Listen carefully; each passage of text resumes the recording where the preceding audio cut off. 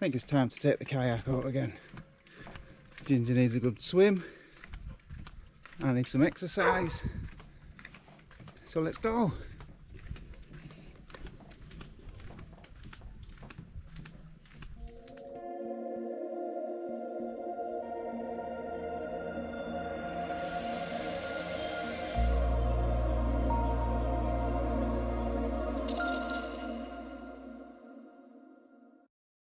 Xong. Vâng.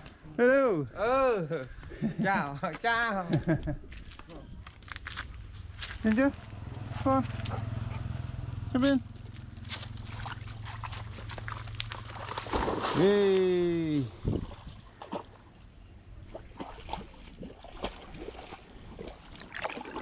Morning guys. So it's my weekly news item from Vietnam. Kayaking with Ginger, my golden retriever. So, what's happening in Vietnam? Well, first of all, a little bit about what's happening with us. We've got a power cut today, all day, 5 AM till 4 PM. So, charged all our batteries last night, and I don't think I'll be editing today. I need the big screen, big monitor to see the video, so I'll probably leave that till later tonight. So I thought I'd go out again on the kayak with Ginger and bring you some news that's happened during the week. Actually, a revised news item from last week. I talked about Hanoi being 9th in the world for cycling enthusiasts. Well, the news source I got that from, I got that incorrect. They had said Hanoi. It's actually Vietnam, which I totally agree with. Vietnam has some great bicycle trails, trails. So you can go around Mai Chau, have a look at the video for that. You'll see me cycling around, really easy. Go there for hours, really flat surfaces, no hills. Ninh Binh, can ride around there for hours as well. Go to Hang Mua. If you haven't seen that video, check that one out. And also there are coastal roads that are fantastic to go around. The one that springs to mind that many of you probably know about is Hai Van Pass. That is a coastal road between kind of the edge of Hue, past Hue, about 30 kilometers past Hue, starting at Lang Ko Beach and ending near Da Nang.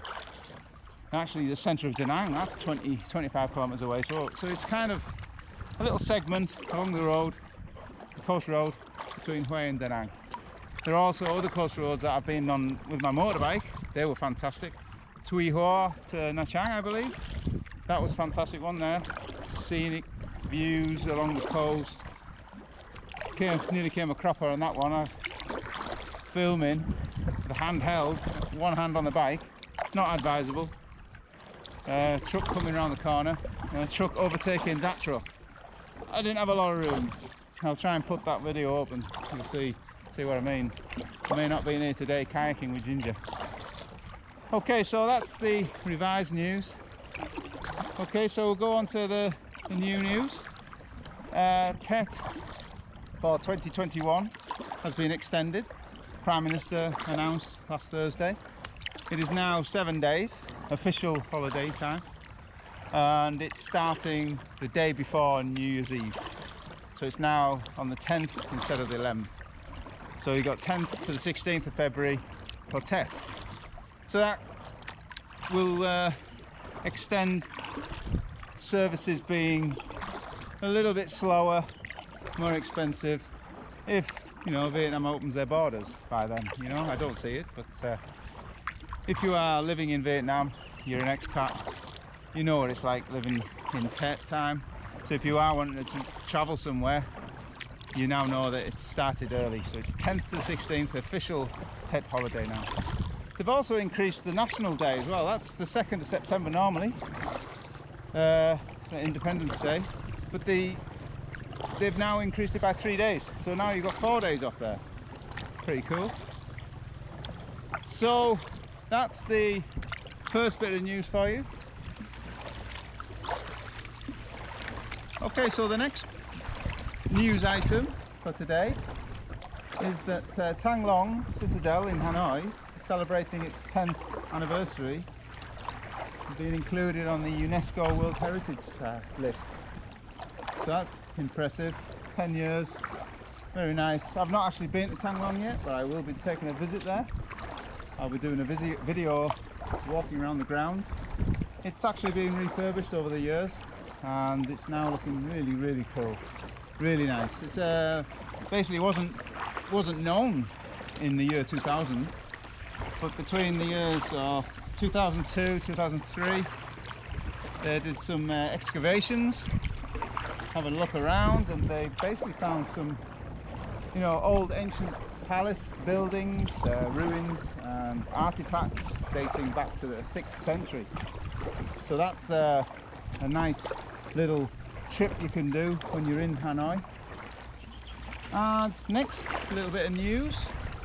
Down in Ho Chi Minh, near the Notre Dame Cathedral, there is a street. Now, I've probably got this wrong.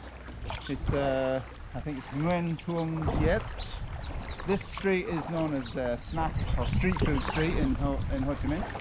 If you live there, you'll probably be correcting me, or I'll put a label up if I'm wrong. This, along with the Turtle Lake area, or the streets around there, will be pedestrianised.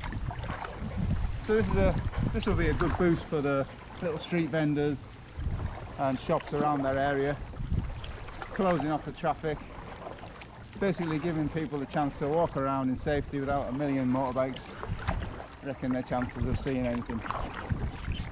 So that's coming into effect soon.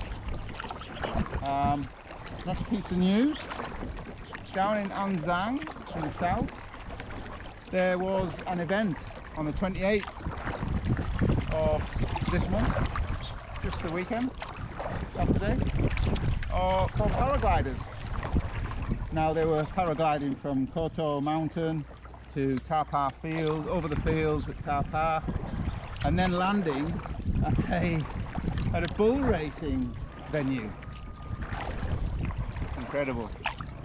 Yeah, so basically the paragliding was to mark the event that basically the An Giang area tourism board are going to be looking at promoting and offering paragliding in the area. Now it sounds good if you go flying over mountains and rice fields, paragliding over that sounds great. Actually reminds me of an Only Fools and Horses episode where Del Boy gets lost out to sea. But anyway, you probably haven't got a clue what Only Fools and Horses is. The Brits will, some Aussies might as well. Anyway, moving on. This event, these paragliding events are helping to build the tourism for this area, and they're meant to be doing bull races more often, and also off-road. I'm not sure if there were off-road bikes or off-road cars, jeeps or something like that, but that sounds very interesting. I'd like to pop down and see what that's all about. Maybe get a paragliding trip. That would be pretty cool. Okay, I've just passed the bridge.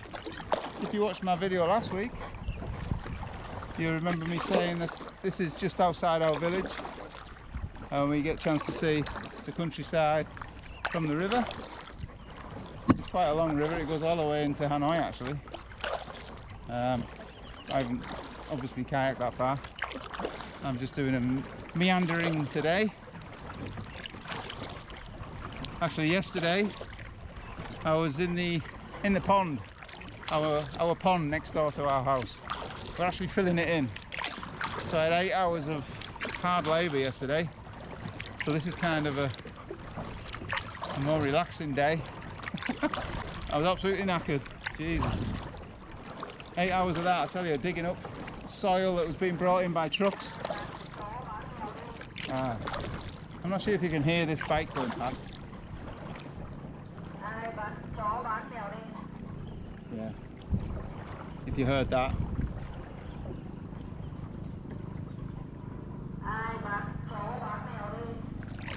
That guy rides around the villages every day, sometimes twice a day. Goes through our village. He's looking for dogs to buy dogs, not as pets. I'll leave that up to your imagination. But Ginger's safely in the kayak with me. She's not going anywhere. There she is. Can you see her?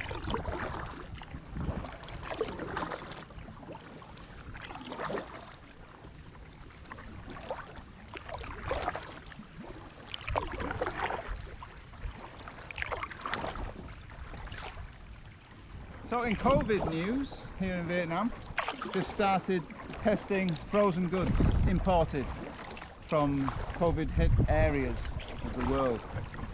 It seems to be staying on packaging of this kind for a while, so they're testing this, but they're letting it go through obviously because this will take a while for everything to be tested, so they're just testing this and that, I think, just to be sure there's nothing being brought in through there. It's quite worrying really when you think that food is being imported and it could be bringing the virus back. We have no cross-community transmissions of the virus for around 3 months now. Must be about 90 something days, or 90 days. So to have it brought in by food, nightmare. Also, the borders to China and down in Cambodia, there can be a little bit of a problem. Sometimes probably Laos as well. Up in the north, near China, 77 people were found illegally entering Vietnam, which is another worrying thought, another statistic that you don't want to be hearing about. People just coming in with false passports, fake IDs and what have you. Chinese coming to work. So I think a few were found down in the south as well, but 77 up in the north, that's not a good figure. 77 could cause a lot of damage if they were contaminated with the virus. It's a bit windy today, so we've got a bit of a headwind going up towards the church,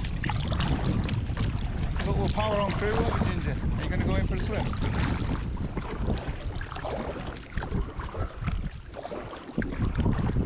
Oh. Hey! She's struggling a bit.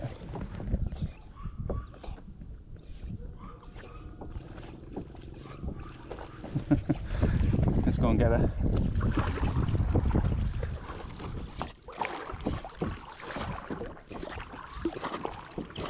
Here we go.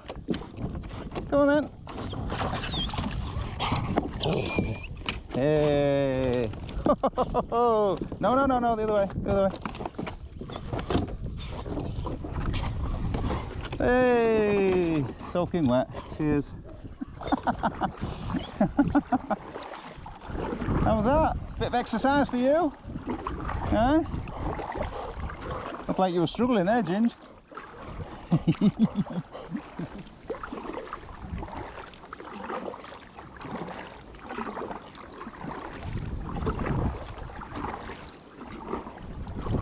One bit of cheeky news from Hanoi. There was a shop just about to open with the name of a famous mobile phone company with their logo right on the front. It happens a lot in Vietnam and across Asia with copycats. I know of a famous coffee shop in Hanoi that's been targeted. I don't know which one's the real one and which one's the fake one, no idea. But anyway, this mobile provider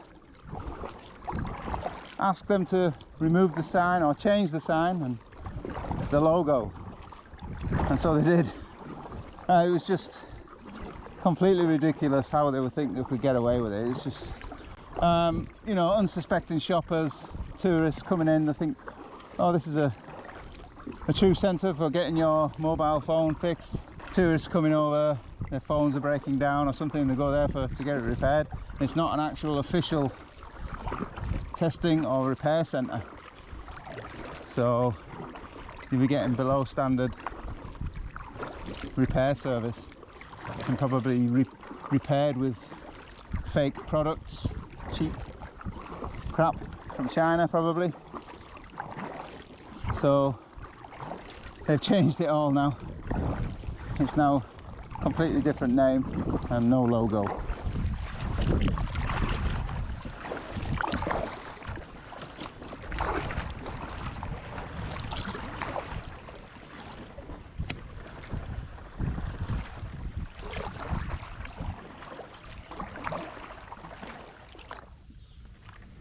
Come on, Ginger. Yeah, it's a bit more civilized, isn't it? Okay, let's go, Ginger.